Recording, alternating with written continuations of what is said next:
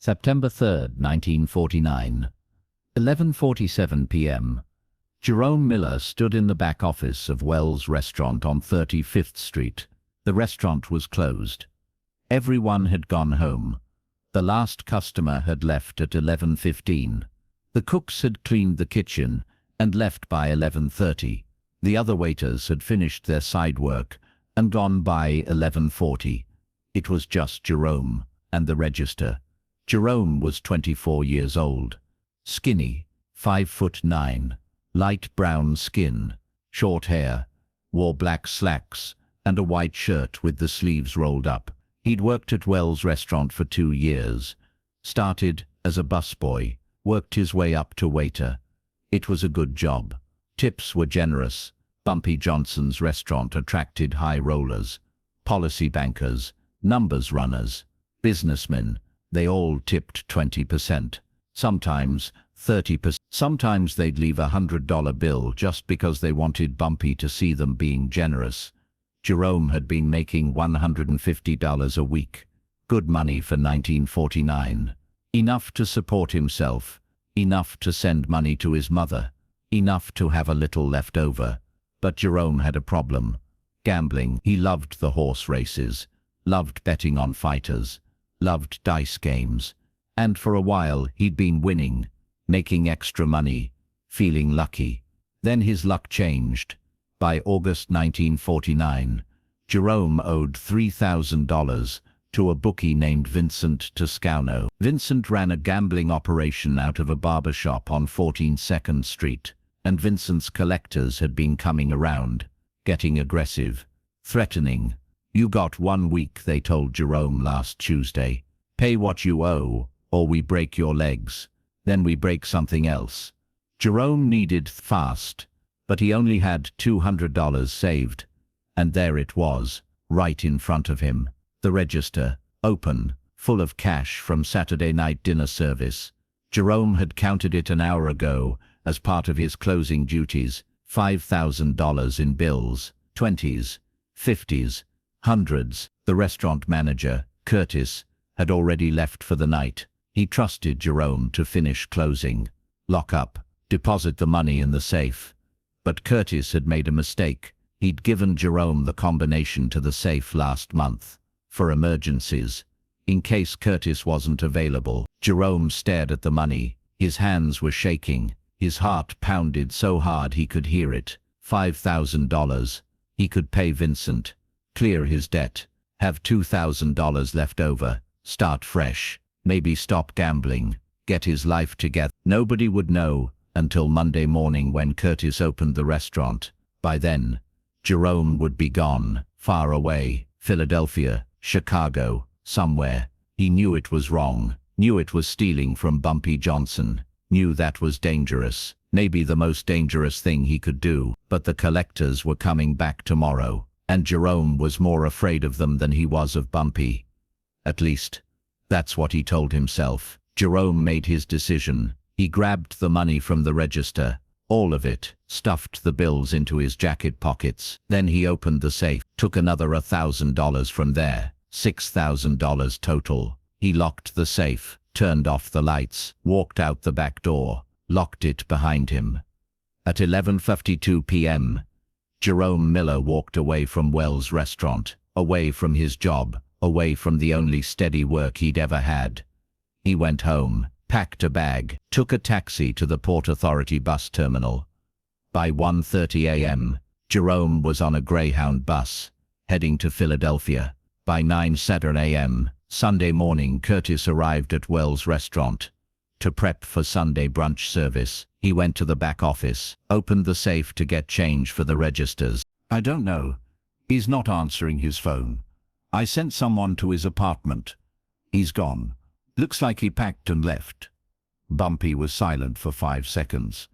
"Then, find him, use whoever you need, check bus stations, train stations, ask around. Someone saw him leave. Find out where he went." "Yes, sir." By Monday afternoon, Bumpy's people had the information. Jerome had been seen at Port Authority, bought a ticket to Philadelphia, left Saturday night, Bumpy made a phone call to an associate in Philadelphia, a numbers runner named Deshawn, who owed Bumpy favors. "I need you to find someone. Young kid, black, 5'9", skinny, name is Jerome Miller. He's from Harlem, probably using cash, probably staying in a cheap hotel. Find him." It took Deshawn 4 days. On September 8th, Jerome was spotted coming out of a rooming house on South Street. Deshawn's people followed him, waited until he went to a diner for breakfast. Then they walked in. Jerome saw them coming, recognized the look, the walk, the purpose. He tried to run, made it 3 steps before 2 men grabbed him, walked him out of the diner, put him in a car. "Where are you taking me?" Jerome's voice was shaking. "Back to New York. Mr. Johnson wants to see you." The drive back to Harlem took 2 hours. Jerome sat in the back seat between 2 large men. Neither spoke. Neither looked at him. Jerome's mind raced. He knew what happened to people who stole from Bumpy Johnson. They disappeared, bodies found in the river, or not found at all. He'd made the biggest mistake of his life, and now he was going to pay for it. The car pulled up outside Wells' restaurant at 11 a.m. on September 8th. Lunch service was just starting. The restaurant was busy. The 2 men walked Jerome through the front door. Every person in the restaurant turned to look. The conversations died. Everyone recognized Jerome. Everyone knew what he'd done, and everyone knew what was probably about to happen. The 2 men walked Jerome to the back, to Bumpy's private office, knocked twice on the door. "Come in." They opened the door, pushed Jerome inside, then closed the door behind him, stayed outside. Jerome stood in the middle of the office. Bumpy Johnson sat behind his desk. He was wearing a gray suit, white shirt, reading glasses perched on his nose. He was looking at papers spread across his desk. He didn't look up. Jerome stood there for 2 full minutes, silent, sweating, his heart hammering. Finally, Bumpy set down his pen, removed his glasses, looked at Jerome. $6,000, Bumpy said. His voice was calm. "You worked for me for 2 years. I paid you well, treated you with respect, and you stole $6,000 from me." Jerome's mouth was dry. I can explain. I had debts. I was desperate. I was going to pay it back. I swear. I just needed where's the money now?" Jerome swallowed. I paid my bookie. $3,000. The rest is in my bag. Get it." One of the men outside brought in Jerome's bag, the one they'd taken from his room. Jerome opened it with shaking hands, pulled out a bundle of cash wrapped in newspaper. Bumpy counted it. 2,800. "You said you had 3,000 left. Where's the other 200? Food, bus ticket, hotel." Bumpy set the money on his desk. "So you stole 6,000, paid your bookie 3,000, spent 200. That leaves 2,800, which means you still owe me $3,200. Jerome nodded. "I know. I'll get it. I'll work. I'll pay you back. Just please don't kill me." Bumpy leaned back in his chair. "Kill you? Jerome, if I wanted to kill you, you'd already be dead. I didn't bring you back here to kill you. I brought you back here to teach you a lesson." Jerome didn't understand. "What kind of lesson?" "You're going to work off your debt, right here, in this restaurant. Same job you had before, waiting tables, washing dishes, whatever needs to be done, but you're not getting paid. Every dollar you would have earned goes toward the $3,200 you owe me." Jerome blinked. You want me to work here? For free?" "Not for free. You're working off your debt. You make about $500 a month with tips, so that's between 6 and 7 months of work. But I'm feeling generous. Let's call it 10 months. 10 months working here. Every day, every shift. No pay. When you've worked off what you owe me, plus interest for the inconvenience, then you're free to go. 10 months? Would you prefer I break your legs and throw you in the river?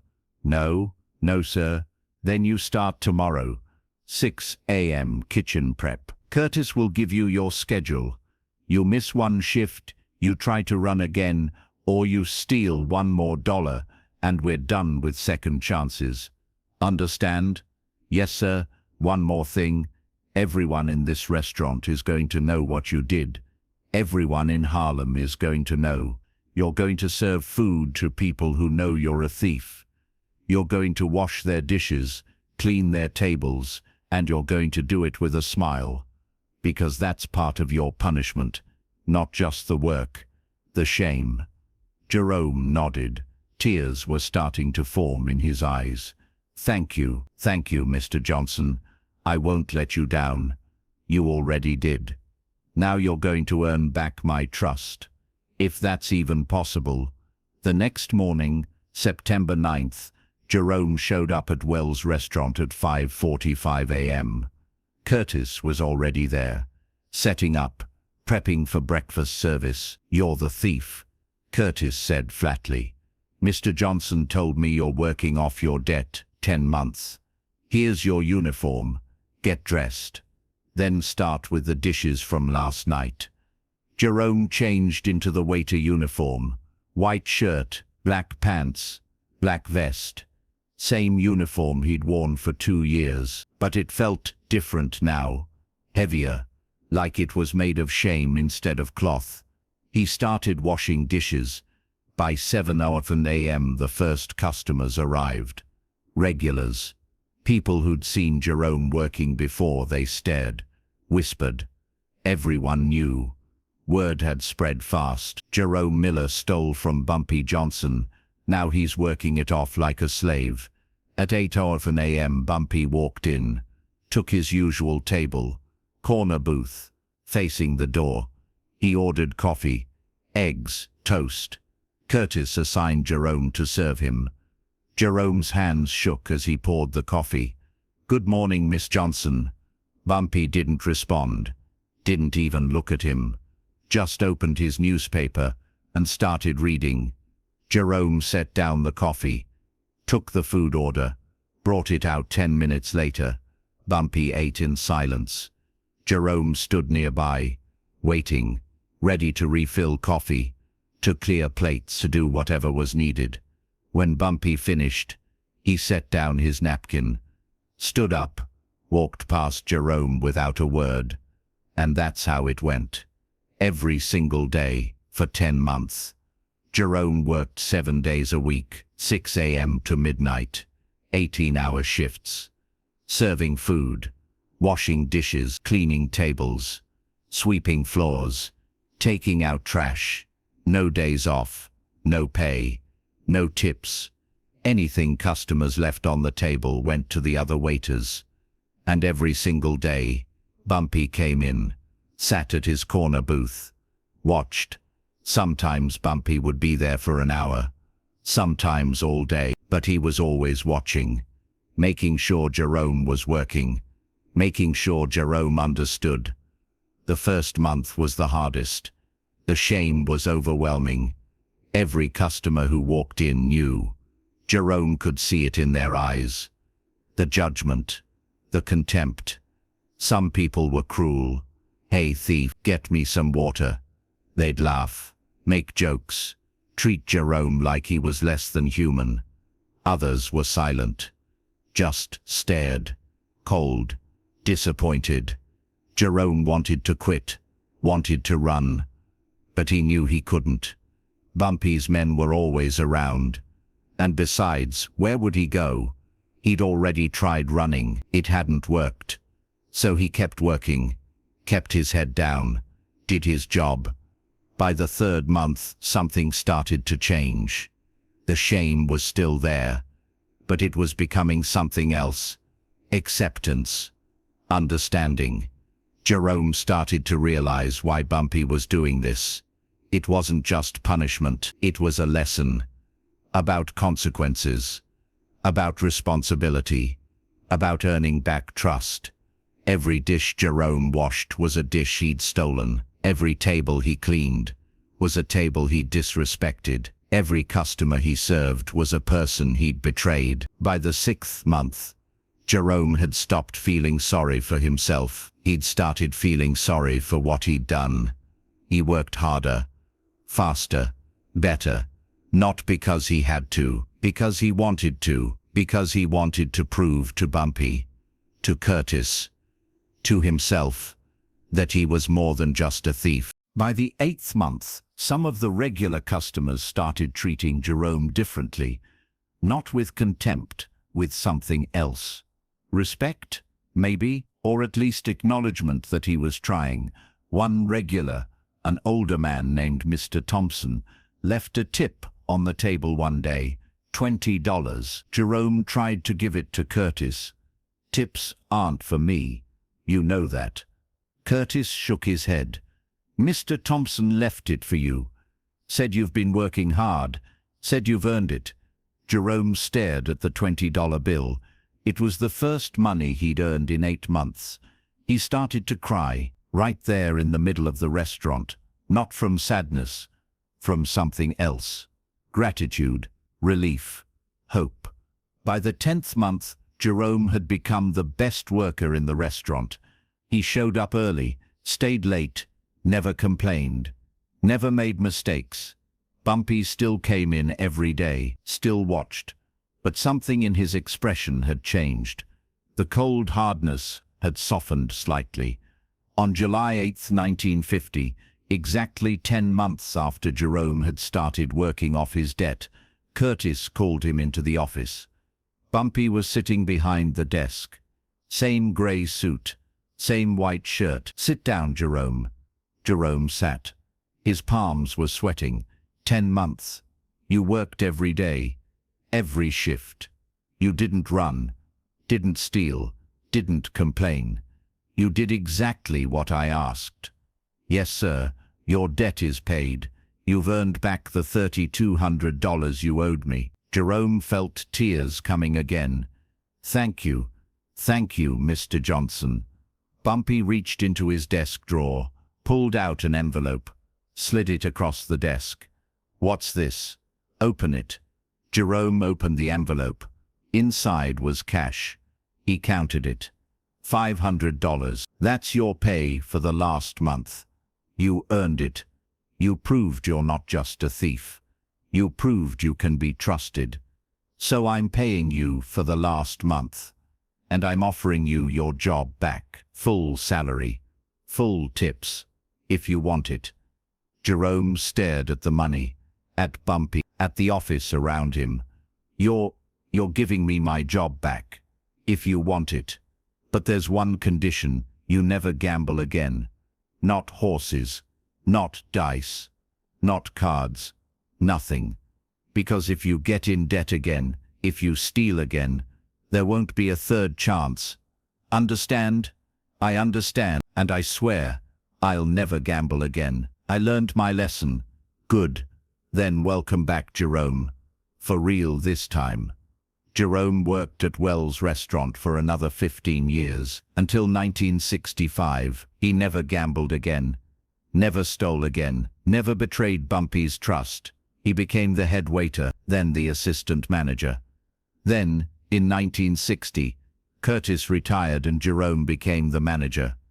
When Bumpy died in 1968, Jerome was one of the people who spoke at his funeral. "Mr. Johnson saved my life," Jerome told the crowd, "not by forgiving me, by making me earn forgiveness, by teaching me that mistakes have consequences, but also that redemption is possible.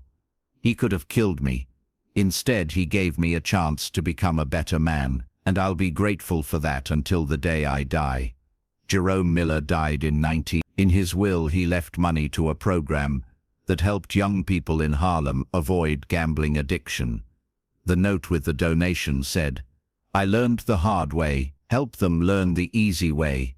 The story of Jerome Miller became legend in Harlem, not as a warning about what happens when you steal, but as proof that Bumpy Johnson believed in redemption. He didn't just punish, he taught. He didn't just break people. He gave them a chance to rebuild, and sometimes, The harshest punishment isn't death, it's having to face yourself every single day, having to work off your shame in public, having to earn back what you threw away. Jerome Miller learned that lesson. 10 months, 18-hour days, no pay, no respect, just work. And when it was over, he wasn't just free, he was better. That was Bumpy Johnson's real genius. He didn't just rule through fear. He ruled through lessons, through consequences that taught instead of just destroyed. You steal from Bumpy. You don't die. You work. You suffer. You learn. And if you're lucky, if you're strong enough, you come out the other side a better person. That's the story of the thief who became a slave and then became a man.